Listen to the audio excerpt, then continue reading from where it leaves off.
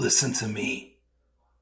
If there was a wise man who would ever think of this, they would say in order to be superior to the man, you've got to be the man. For I am the man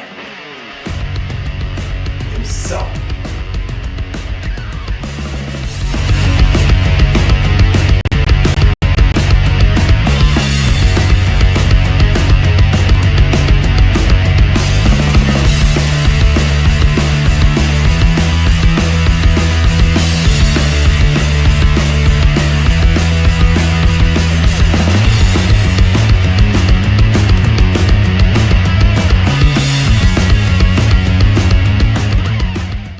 What is going on, guys? This is the Club of the Man 1993, back here for the fourth review in this WWE 24 documentary review series, and we have switched sides back onto the side I am used to over on this side of the screen, because that's where the 24 thumbnail graphic I found was structured.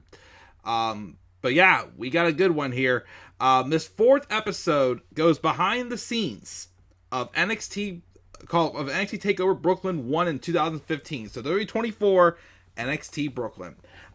This documentary focused, and it was also the first one that was closer to an hour. I think it was like a 50-minute documentary. So we got a lot more time and got a lot more, behind the scenes look and whatnot. Back at the time, it basically established what was going on in wrestling in NXT. How the year before they talked about at one point how WWE's developmental system before NXT was FCW. And they were lucky to get maybe like 10 fans, if anybody, coming to those shows. They were dead. And then NXT happened, and it was just a whole new makeover. And we've seen so many big names that we see today that were interviewed on the show take part in NXT in the early days. Names such as like The Shield with Seth Rollins, Roman Reigns and Dean Ambrose, Xavier Woods we saw, Paige. We also saw highlights of other wrestlers, but people who of course were big reasons for the success of NXT TakeOver Brooklyn 1 were the Four Horsewomen, Charlotte, Becky, Sasha, Bayley. We even had Tyler Breeze in there as well. It was Apollo Crews' debut. We had Baron Corbin and Samoa Joe at this show. The Vaudevillains, Blue Pants. I don't think they were on the main TakeOver show, but we saw Enzo and Cass at times also. I miss those guys for sure. Now Big Cass is the Redwood in AEW, and Enzo's off doing his own thing. It would be cool to see the two of them get back together again in WWE one last time. I could see maybe Big Cass coming back someday. I don't know if Enzo's ever going to come back. Because even though, of course, he was innocent in his accusations, I feel like there was always some beef with him and WWE. But like I said, Sasha Banks and Bayley was definitely the biggest story of this night. And, of course, that ladder match in the main event with Finn Balor and Kevin Owens as well happened. But kind of like, the big thing is, like, they talked about, what NXT started at the beginning, it being the next generation, starting with NXT Arrival in 2014 being NXT's first pay-per-view. We had plenty of amazing matches on that card. Of course, one of them, the opening match with Sami Zayn and Cesaro, was definitely a match of the year candidate and an awesome match for sure to watch. Sami Zayn, I believe, was out hurt during this time, so he was not at TakeOver Brooklyn. We had also several other names happen as well, but more so just, how, Triple H mentioned how NXT was becoming very popular during this time, and they wanted to take a chance by trying to, do a bigger arena show. Because all the TakeOver pay-per-views that we've seen so far were at Full Sail.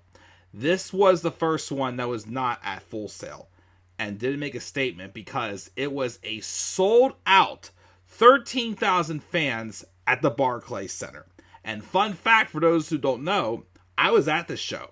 Unfortunately, though, we missed the first half of it because my friends and I took a mega bus to New York, and we got stuck in traffic. We got into New York right around the time the show started. So by the time we got there, it took about probably about an hour to get there. I believe the first match I saw live was Samoa Joe versus Baron Corbin, unfortunately. But yeah, I just talked about how NXT was turning from developmental to, like, something bigger. Something that fans just really thought was cool. That many people wanted to be a part of. Kevin Owens was interviewed and said how he was at the Barclays Center or for some event, and he just said, I want to be part of this. And and then he, of course, is here a couple years later, main event the show, wrapping up his NXT career. He was doing appearances on the main roster at this time. They also did show the footage of when Kevin Owens showed up on Raw and challenged John Cena to a match, to when they had led to their series of matches in 2015. Of course, Kevin Owens was known on his first main roster match as the NXT champion, beat John Cena clean. I do want to do live reactions to that match. I've actually only really seen the highlights for that match. I've never actually watched the full match through. So that is definitely a match I need to do a retro live reaction to. They touched on that. They touched on, of course, again, how, this takeover is going to be the farewell for some people, because some of them were heading up to the main roster full time, but it was also the beginning for others. They did highlight Finn Balor, who was getting ready to basically be the icon. Because if you remember, originally the person who was supposed to get the run that Finn Balor had was Hideo Itami. Unfortunately, though, Itami got injured shortly before NXT TakeOver Unstoppable, I believe this was when he got injured, and he was out for like a year and a half, maybe a little longer. He was out for a while. He unfortunately got very injury prone and just got lost in the shuffle. And that's unfortunate, because Itami was a huge signing. So Finn Balor got the push instead, and Finn Balor became an icon in NXT. They touched on, of course, him setting up as the Demon and whatnot. And also, I believe this was Finn Balor's very first ladder match that they talked about too as well.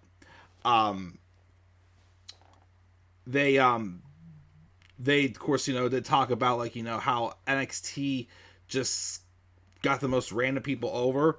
The brief, popularity of Blue Pants, who did appear at this takeover to be the valet for the Vaudevillains as they were taken out on a team of Blake and Murphy, and they at the time had Alexa Bliss as their valet.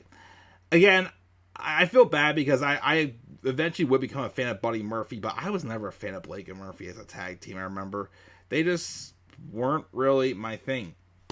But the core, I mean, they did, like, just highlight some of the other matches, but the big core piece from this documentary was when they talked about the women's match with Sasha Banks and Bayley. And, they touched on how, like, Bayley was just, like, this huge wrestling fan, tomboy type person growing up, and how she was telling the ultimate underdog storyline. There were the 4 horsewomen, but she was kind of the one that didn't quite get that big moment yet. I mean, you could also say Becky Lynch kind of didn't either, because Becky Lynch never won, well, up until last year, never won the NXT Women's Championship while being a developmental character, and not just, a well-established character going down to NXT for a brief run with the women's NXT Women's title like she did last year. But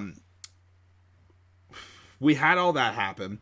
They, of course, just touched on how it was Bayley's dream to, be a star. They also did the same thing kind of with, like, Sasha Banks. They touched on it with Charlotte Flair and Becky a little bit. Charlotte, of course, having her dad being there. Becky being, like, the travel agent, eventually making her way over there.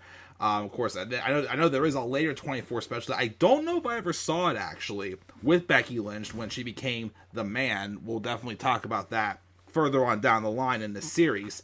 Sasha Banks, of course, how she basically just always wanted to be the female Eddie Guerrero. And then again, Bayley, ultimate underdog, like, playing that role of, like, that fangirl, who's just always so excited to be there. Just showing a lot of heart. Great example for a bunch of little girls who want to grow up. And also just emphasizing that these were women who did not want to be toned down. This was during a time where we had the Divas Evolution, # Give Divas a Chance, and then it became the women's evolution, and 3 of these women were fighting in a triple threat match at the following year's WrestleMania 32.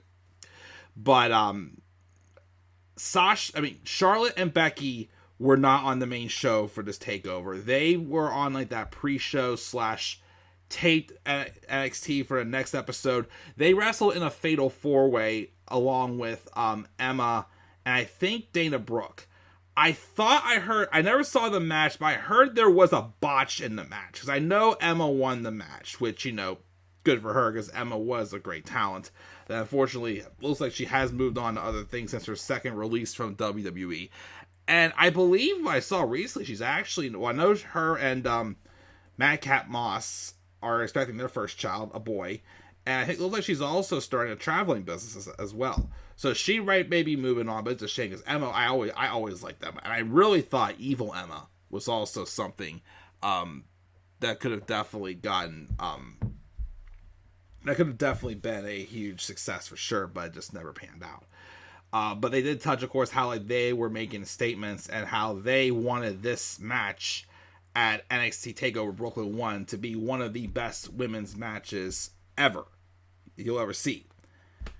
And sure enough, it is. I could say right now, since 2013, if I could rank all the women's matches since I started watching wrestling, it's probably the number 1. You can probably argue that them or this. I got the same feeling when we saw Sasha Banks and Bianca Belair at WrestleMania 37. Those are probably, in my generation at least, the 2 best matches I've probably seen. You could maybe argue Ember Moon and Asuka Part 2 also. That one I'd say is up there as well. There really wasn't many women's matches that even came close to this. And this match, again, like I said, and I keep this in mind too, I wasn't watching NXT full time at the time. I'd watched some of the takeovers with some friends, but I didn't have the network at the time. I couldn't watch NXT. The moment I got the network, I kept up with NXT. And I did until 2021. And then I stopped watching NXT when it went to 2.0. And I just haven't regained it since, but I've watched an occasional takeover. And I think a couple weeks ago when I didn't go to trivia, I watched NXT just for the heck of it, for something different. It wasn't too bad. But like I said, it's nowhere close to what it was in this era. And this was like the start of that golden era with NXT. Of course, the ladies' moms were there also, just trying to make a moment. And like I said, the match they had was just a masterpiece. Bayley, again, the ultimate underdog with, the heart that, all little girls look up to. Then there's Sasha Banks, the boss, which of course she admitted that she got that from people calling her cousin Snoop Dogg boss. And she just played the most perfect heel you could ask for in this match. Attacking the recently injured hand of Bayley as well. A lot of moments where it looked like Bayley was doomed, but she never lost hope. Just that simple storytelling could put on just such a clinic of a match. And of course, Bayley won the women's title, and it was a moment. Honestly, they could have gotten away with that being the main event. And of course, Triple H was proud of them women. And afterwards, they had Charlotte and Becky go out and celebrate with Bayley. And they kind of did it like, it was like their curtain call. As the three of the 4 that were heading up to the main roster, Bayley stayed down in NXT for another year. Of course, Sasha stuck around for another month or 2 because, she was still on the main roster, but she still finished up her program with Bayley when they did the rematch at NXT TakeOver Respect with the Iron Woman match that they did at the following pay-per-view. That was the main event of that show. And that, of course, made history as well. But yeah, an emotional, epic moment, like one of the best moments of all time, I gotta say, involving the women. And for sure, one of the best matches ever. And of course, Triple H is very proud of them. And heck, it put pressure on Finn Balor and Kevin Owens. They both admitted, like, how on earth do you top that? Like, were they going to be able to get the crowd back after that? They did. They had also another outstanding match. That latter match they had was outstanding, and they were able to keep the crowd invested, despite the fact that what they just got done falling. And that takes a special talent to be able to do that. Finn Balor, of course, won that match. Kevin Owens would move up to the main roster full-time, and I believe he wrestled the following night at Summerslam against Cesaro. And he, of course, would get a mid-card push, eventually win the world title a year later. And now we see where he's at now. Has he had the run we would hope for? No, he's had a few spurts, but he has definitely... Kevin Owens has not yet been booked as the huge main event star that he was in NXT. The Kevin Steed that we've always wanted to see. Compared to how he was in NXT, of course. He was just an outstanding heel in NXT. But overall, it was just a successful show. And just the whole idea of NXT, getting more popular, going more viral, going on some road, doing some house shows and whatnot during this time, and then just taking a gamble and trying to sell the Barclays Center, and they succeeded. And after that, for years, it just felt like NXT takeovers were outdoing the main roster shows for the longest time. Honestly, they were that good that by the time I watched the main roster show, I was just burned out. Because I'm like, I already feel like I got my spectacular show, and I got this, and it's just very half-assed. But NXT showed this time it wasn't just developmental. It was a third brand. And it was the superior brand. The A show. And just, at the time, the one show you could watch if you really wanted to enjoy some really good wrestling. And again, I wish I could have seen the full show. Especially, of course, I wish I would have seen Tyler Breeze and Jushin Thunder Liger. Of course, I have gone back and watched this when I did the NXT review series. But yeah, just being there, especially for that women's match, I always remember as just something special for sure. But again, a very well-produced documentary. Really highlighted how things were going to change in the industry with the popularity of NXT and the advantage they took of that, again, doing house shows and taking a gamble with the Barclays Center and succeeding like they did was absolutely unreal. It was a historic making night for sure back in August of 2015. And that's my review, guys, of WWE 24 NXT Brooklyn. I believe the next one we will go behind the scenes from WrestleMania 31.